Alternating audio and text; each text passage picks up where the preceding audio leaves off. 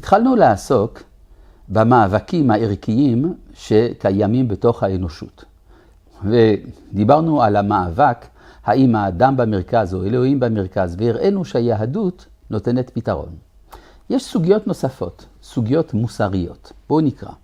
סוגיה ערכית נוספת המטרידה את שלוותם המוסרית של בני האדם, היא שאלת אחדות הערכים. טרם נמצא הפתרון המושלם להשכנתם כאחד של ערכים הנראים לכאורה סותרים זה את זה.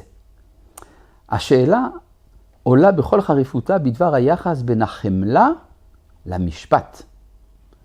בעוד שהנצרות הורישה לעולם את ההנחה שהחמלה ורק היא הינה הערך המוסרי הבלעדי, מה שבא לידי ביטוי בכל תחומי התרבות המערבית, הרי שהאסלאם נוקט באופן עקבי בהעדפת מידת הדין בכל קיצוניותה בתור רצון האל.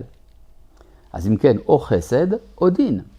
גם כאן באה היהדות לעזרת האנושות. המסורת המקראית והתלמודית כאחד מורים הלכה למעשה דרך לאחדות הערכים. האידאל המוסרי העליון הוא לעשות צדקה ומשפט, כמו שנאמר בספר בראשית. המימוש המעשי של אחדות זו מופיע הן במלחמותיה של מדינת ישראל, חרף כל ההשמצות כלפיה, והן ברובד הפוליטי וברקמת החיים, במדינה שמתאפיינת ביחס הוגן כלפי מיעוט עוין בתוכה. הצלחנו לחבר בין החסד לבין הדין. זה עוד מסר של היהדות עבור האנושות.